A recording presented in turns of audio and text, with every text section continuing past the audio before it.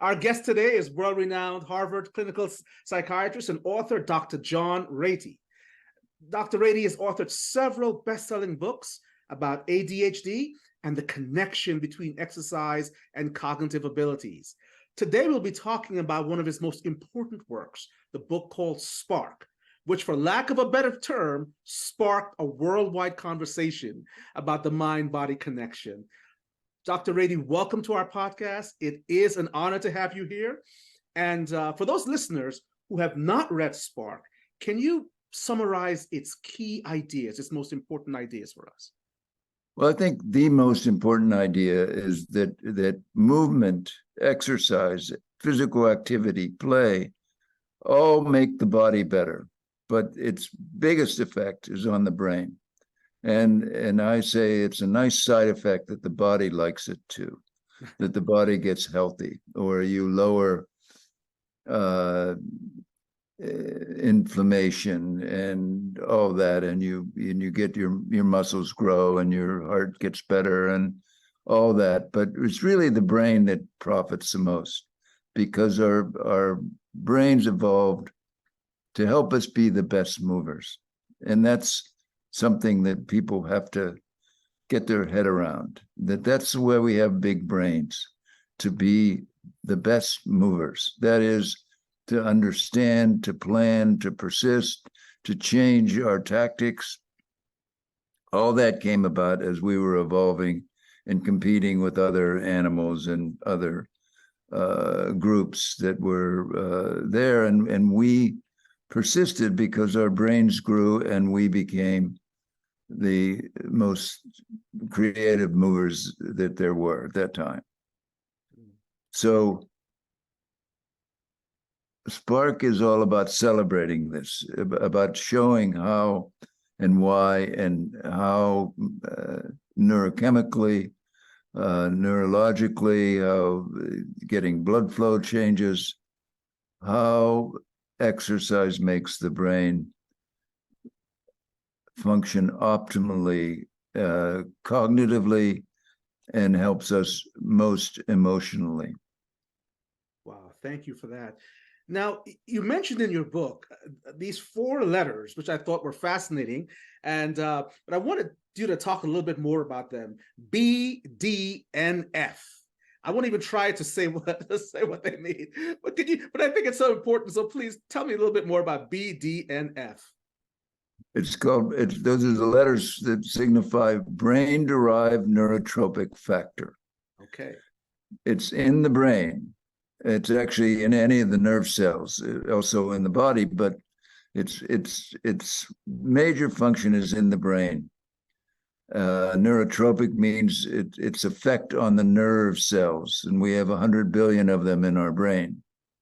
And it has been called all kinds of names. I called it miracle grow for the brain. Yes. Which is because it's thought to be our brain fertilizer. Yes. It keeps our brain young and perky. It keeps it ready to do its job. It makes it better than it was without the BDNF. And the most interesting part for me, and in the book, I talk about the best way to raise the level of BDNF is physical exercise. Wow. Wow. And why? Well, because when you're moving, our brains evolved to help us be the best movers. And a good part of our brain, in fact, is involved with movement. So when you are moving, you are activating all these brain cells. And with that, you make more of this substance, this BDNF that you like. And I like, that it is brain-derived neurotropic factor, and it helps regulate our brain cells. Wow. It helps ready our brain cells to grow. And the most important thing for teachers to know, yes, is that we learn anything, we remember anything, because our brain cells grow. They grow in the information.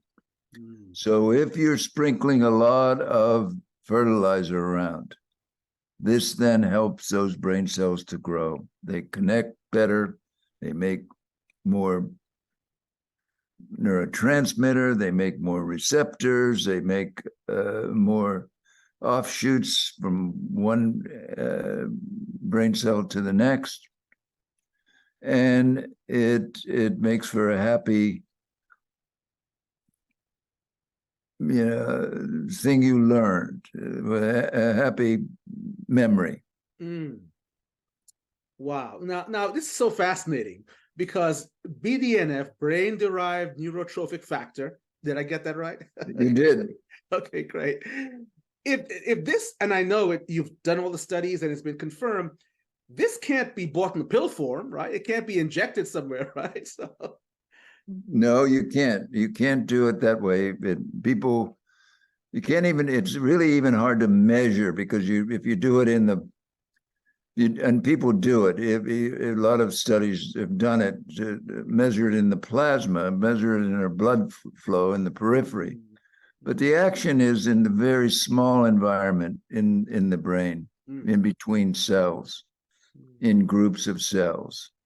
And you can do it in the petri dish and in animals when you can measure and, take apart their brain while they're learning or what have you.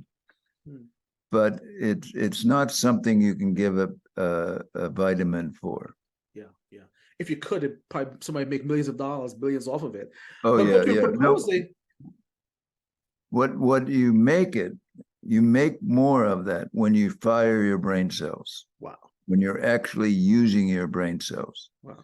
And exercise uses more of our brain cells, percentage-wise, than any other human activity. Wow. This is so simple to get. This is, you make it simple to understand. Let me put it that way. And so basically what you're saying is the message to educators, even parents, is that we are poised to learn more as our brain cells grow. Exactly. So growth is the environment in which learning takes place. Got it. Right. And a caveat of that is if you're not growing, you're beginning to erode. You're beginning to lose what you have. And so if you're just static, your body, your brain is going to lose importance, lose part of itself. Wow. Going to be reabsorbed to use it in a different way. And that's what happens. So this leads me to another fascinating question. What happens to all the kids who've been playing video games in the house instead, all day long, and even in schools now with the adoption of technology in place even of instructors, or how is that affecting children, the next generation? Well, we know how it's been affecting kids, not just the technology, but then on top of that, we just came through the COVID business where we imprisoned ourselves out of need to try and still the beast. But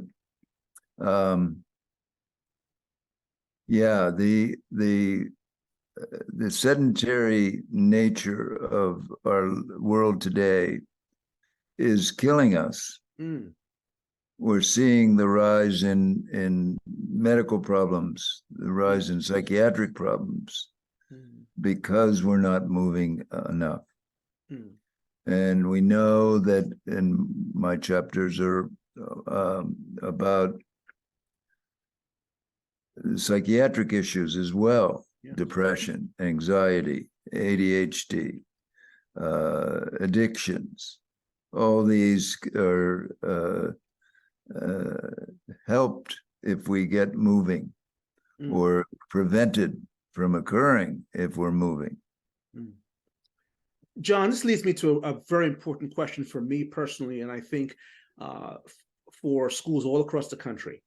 You mentioned that movement affects even the way we think. And there's been an epidemic, I want to use the word correctly, an epidemic of kids being expelled, suspended, kept from recess because they have aggressive behaviors. We have kids being expelled in kindergarten. How does movement affect this acting up, if you would, or aggressive behavior, this tendency in kids? Well, most people used to think, and probably still do, that if you get the kids moving, you'll burn off the energy, and that'll make them less aggressive. But that's not it at all. Okay. What happens is if you get them moving, and especially in some kind of game or some kind of activity that they might even enjoy, what you're doing is you're turning the brain cells on, especially in the front part of the brain, it's right behind your forehead, called the prefrontal cortex, yes, which is all about the area of the brain that we have the executive functioning in. That's where the CEO and the executives sit, that manages all kinds of things, including behavior. And so it's a center that needs to be switched on for us naturally to put the brakes on a reaction to what it is we're reacting to that causes us to be aggressive or otherwise. So you're saying kids are better able to manage their emotions and behavior because you've allowed them to move. So it's not a matter of burning off exuberance. It's a matter of really getting that prefrontal cortex, as you said, that CEO of the brain and the executive functions to kick in, if I can say that. Yes, to take over, to be more encouraged, to be more vigorous, so that you have then your brain putting the automatic brake on. It's not like these kids are just evil and want to cause trouble. Now, there's usually all kinds of stuff going on inside them and in their families, etc. But in the main, they want to be part of the group, usually, especially the younger kids. And so a lot of times they're doing these odd behaviors or weird behaviors or destructive behaviors sort of unbiddenly. You know, they're not, it's not like they're choosing to do it. They do it too automatically, and they can't put the brakes on. And it's one of the things that we know that exercise does. It gives people better brakes. Right. So in other words, John is not getting up in the morning going, I can't wait to get there and disrupt my class. That's not what's happening.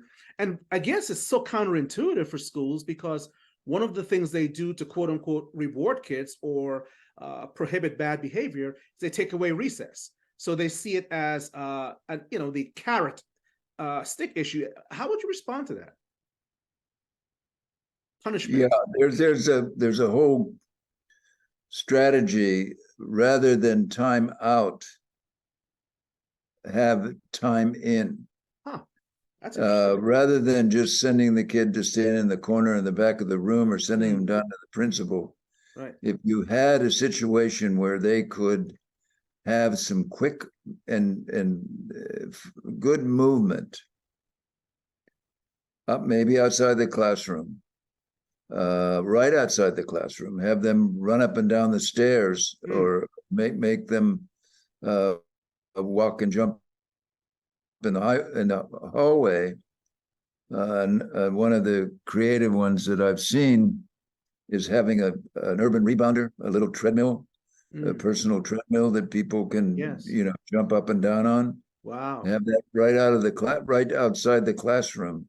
And when kids get unruly or they're can't sit still and can't shut up, you have them go out there and jump up and down for 10 minutes. I love it. And people think, oh, well, you're just burning fuel off. No, you might be doing that in part, but what's really happening is you're turning their brains on. You're making their brains work better. Wow. That is so powerful. That turns the whole paradigm upside down. get the kid out of here, expel them, punish them. And you're saying you're doing the wrong thing in every way, cognitively, psychologically, and it doesn't work. It's never worked. So, wow. Yeah. One of the things we do in the academic gym is we have kids punch boxing dummies. They get the gloves and let me tell you something, whether it's aggression, whatever it is, they're punching those dummies. They love it. And it's something that they gravitate to. And when we have them chanting their vowel sounds as they punch, then that memory, as you talked about, that happy memory kicks into what they're actually learning. So yeah, John, I definitely hear you. And I can't believe it's 2023 and we're still putting kids out, still sending kindergartners home as punishment. Well, no, there's, and just a word about boxing or about, there ain't no better aerobic exercise than moving your hands and your arms. We always think of aerobic as running or jumping. The treadmill, right. Yeah, the treadmill or, running outside. But there's nothing more exhausting and turns on the whole body and the brain like boxing or martial arts, something where you're really using your upper body as well. John, you mentioned, is it Naperville in Illinois as one of the schools, a school that really sparked your interest in all of this. And I did some research on that and their test scores. What did they get right that still most schools are getting wrong? And I mean specifically, not just movement, but the way they did PE. Well, and it truly was a revolution. And everybody who reads the book often gets it wrong. They think that anyway, but people that really get into the book, they say, God, I wish I'd die and come back in Naperville and go to that school. Why? Because they spend 45 minutes a day on movement, on exercise of one form or another. And they started off with the PE teacher, one PE teacher in the junior high, who saw that even though he had the kids every day for 45 minutes, the kids weren't getting any healthier. So he said, we're doing something wrong. So he said, I'm going to begin to pay attention to their health. And so, and eventually threw the balls out, just threw them out. So no more games, just had them do running games and calisthenics, and then reintroduce games and sports, but small-sided, 2-on-2, 3-on-3, 5-on-5, not 12-on-12. Right. And no one was spending time picking teams. It was all computer driven. So everybody had a chance to really participate, and they came up with all these creative ways to get kids involved. Volleyball was 3-on-3, 3-on-3 volleyball, in sixth grade, Awesome. hard, but they did it. And this is everybody. So, and you switch teams every day. So everybody's important. You don't isolate the bad kids. There you incorporate them into the teams as you go on. So it gave everybody a chance to play and get more proficient, but it also really had the effect of turning their brains on. So they knew that these kids could then go back to the classroom, understand what's going on, and think better about it, and think quicker, remember more, read better, do math easier. All these things we know happen when you get a kid into some kind of fitness activity. They get better. And John, I think one of the things you mentioned in your book was it wasn't how long they did it, but maybe how often, because you mentioned that the effect wears off. So should a school have an hour, or should it have chunks of time where they do the exercises? How would you advise them? Well, people always wonder about Finland. Ah, yes. Yes. Finland is always in the top 3 of all the measures of successful academics. True, yeah.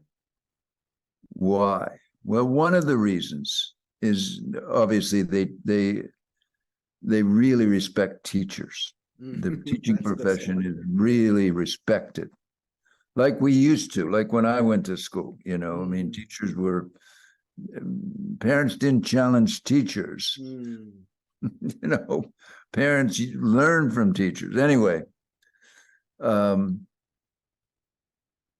But they also have your each class is an hour, and they do sit and learn for 45 minutes, but then they have 15 minutes each class. Wow. They go out and play and exercise. Wow. Each class. Wow. So, there are many other factors, I'm sure, but one of them, I focus on that because it suits me.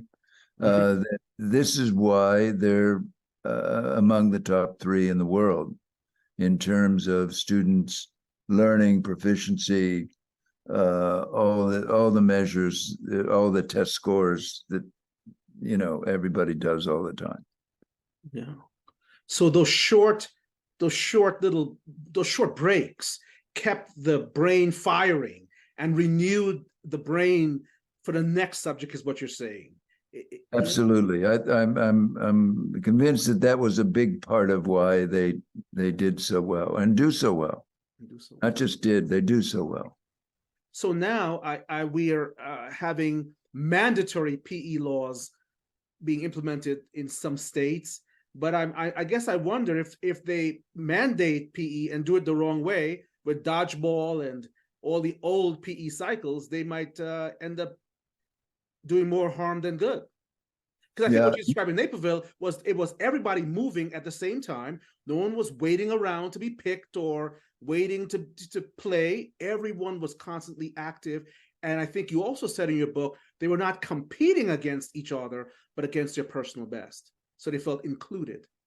Yeah, the big move was, second move was when they started putting heart rate monitors on the kids. And this then gave an each individual estimation of how much work, how much activity, how much exercise a kid was doing. So they began to, because it was when they first started and giving grades, they were still giving the best grades to the athletes because they could run faster, longer, and all that.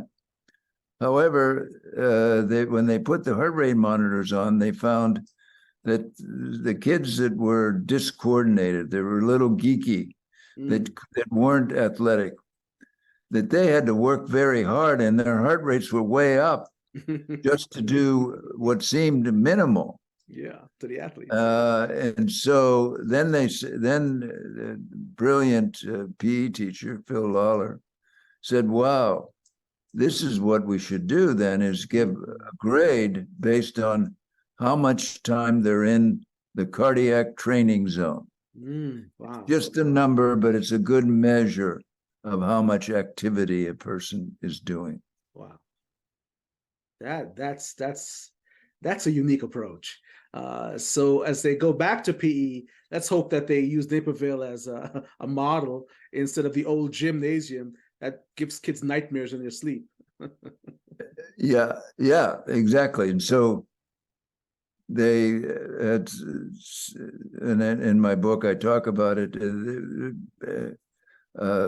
people moving into Naperville and their kids being already in school and not being very athletic would come home perhaps with an A grade in PE. Well, this was, these parents would call and say, what is this grade inflation going on? And they were told, no, your child is not, among the best athletes, but he's working as hard as anybody. Yes. And that's what we're giving him as grade 4. Yes, effort and discipline. Wow. Well, John, as we bring us to a close, it's been 15 years since Spark. Is there anything that you've learned since then in this field of the mind-body connection that was not in your initial book, but you would still like to speak about that and get that out to the general public? Yeah, no, it's a good question. There's a lot that's happened, and a lot of confirmatory evidence that I put in my book. But I think our big emphasis these days is much more on balance and coordination than I spend time talking about in my book. I think if I were going to do it again, I would emphasize that perhaps in every chapter, because I think we know that this is so important in general for life, but for our brain. In fact, there are many organizations now that are doing balance and coordination training to improve kids with attention deficit disorder, for instance, kids with dyslexia. So, they're working it in to the formula. And I do think that there's a reason for it, that we've learned that's so important to have our brains and our bodies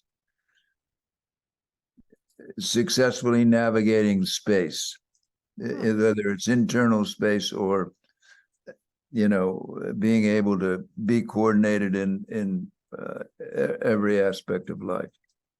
So that's an emphasis that you would, if you were writing Spark today, you would put that in almost every chapter, this sense of balance and coordination from the earliest ages, because kids are, yeah, absolutely. And it, I mean, especially important early and late, but important early, because then if you have a child that's geeky, that's discoordinated, and you help correct that could open them up to then having the experience later as they develop of perhaps being picked for a team or being on a team, as opposed to being relegated to the bench, That's so awesome. And again, one of the things we're doing right now with the students in Newburgh in the academic gym is we're having them do agility drills on the ladder, helping them run cones, catch balls as they run the cones, and what we call pre-sports skills, not focusing on whether you can kick the ball or not that, or throw the football or baseball, but rather, as you said, navigating space. So they do hopscotch, which is great for them.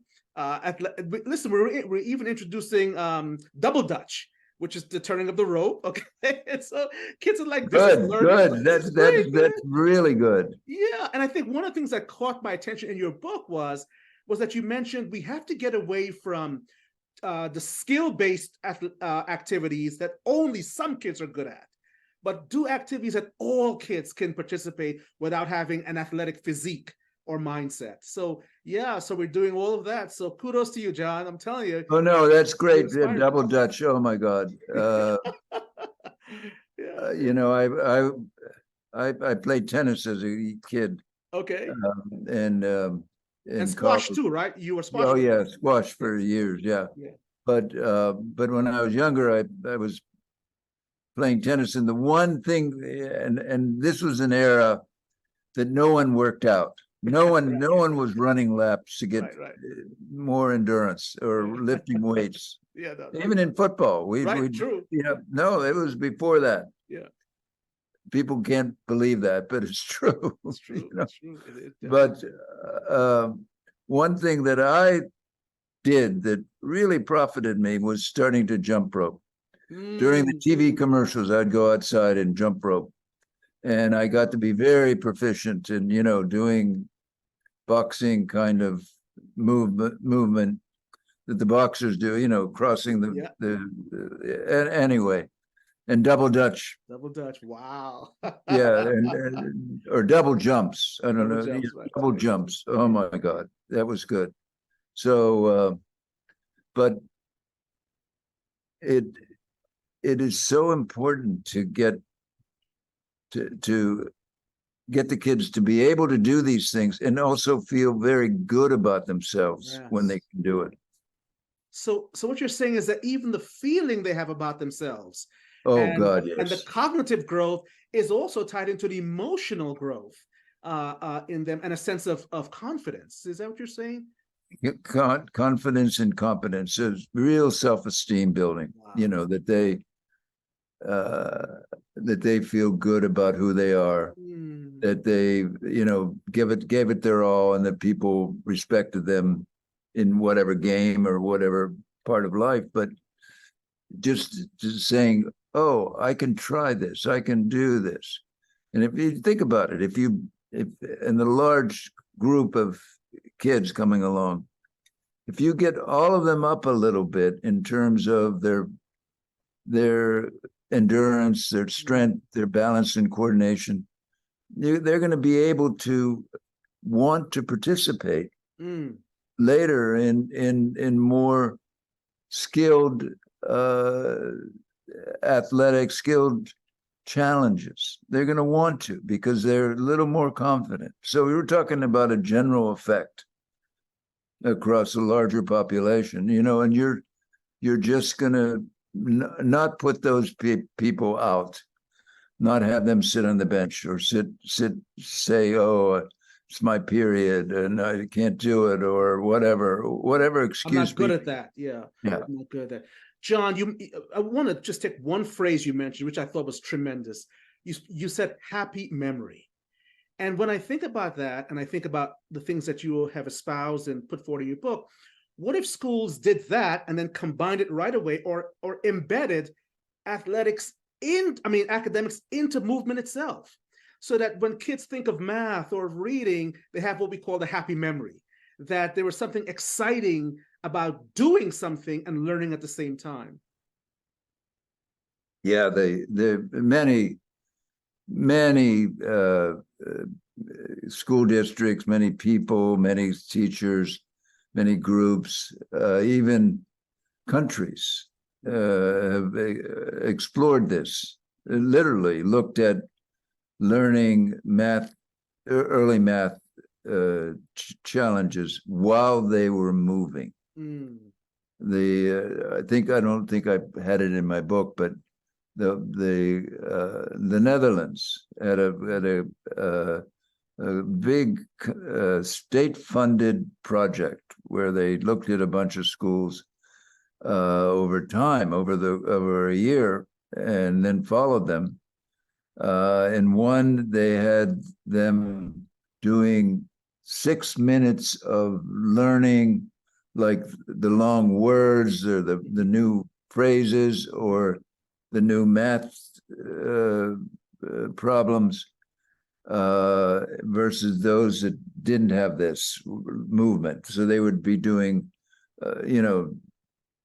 calisthenics or standing on one foot or somehow moving while they were learning these things, so that they found that those students did so much better. Now, it takes a lot to flip a classroom into doing that. So it's harder to follow up with that. But if you have if you have some of the awareness in teachers that this is going to help your students really succeed and prosper, they will definitely want to do it. Yes, Yes. yes. That's what they're in the business for, of teaching. Right. Especially if they're getting the work done at the same time. So they Yeah, can't be absolutely. accused of fooling around. And that's what we're trying to do at the academic gym. We're blending structured literacy with movement. And I can tell you a quick story, John. Is just one of the, I thought about you when she came up. She came to our place and she was so phobic about reading. She had failed in reading and she didn't even want to come anywhere. We did nothing academic with her for the first 2 weeks. We just got her boxing, jumping, doing all the things that you talked about. Then in the third week, she embraced the combination of vowel chanting and all that as she began boxing. And now the school asked, what happened? How did she go from being dyslexic, autistic, to being one of our top students? And her mother said, I can't tell you why, because she didn't want to tell them that she'd gone elsewhere. But that it works. I know that's just one thing, but it works. And folks, the book is called Spark. Please, if you haven't read it, go get it. It's timeless. It was written in 2008, I believe, but it's going to last for the next 80, 100 years. There'll be new things added. My hope is that Dr. Ratey stays with us for a long time and keep giving us this knowledge that is so accessible and so practicable. John, if you had to close your eyes and dream and wish for something to happen in the schools, what would be your big dream? Well, I think that the dream I always had was that people would adopt the idea or the procedure of incorporating movement into the kids' day. Especially, we were talking earlier off camera about little kids coming in and having to wait till recess, sitting in chairs, and thankfully a lot of some schools now aren't paying that much attention to sitting down, but getting the kids moving if they need to move. It can really create a wonderful environment. And there was anyway, so I could go on and on with examples, but it would, teachers should recognize that movement is an activity that can help make their students better learners. And I think that's the last word. I just want to say it again. Movement is an activity that can make your students better learners. Parents, teachers, go get the book. It's not something you will ever regret, and you don't have to spend 6 hours reading it. It is easy, it is accessible, it is practicable. Spark, and don't forget also Driven to Distraction about those with ADHD, another seminal work in the field. Dr. Ratey, keep pumping it out for us. You're amazing, and we thank you so much. And I think that it'll take some time, but ideas that are as valuable as yours will eventually make their way into the mainstream. Thank you so much for spending time with us today. Well, it was enjoyable talking with you. So good luck to you and to everyone out there. All right, thank you.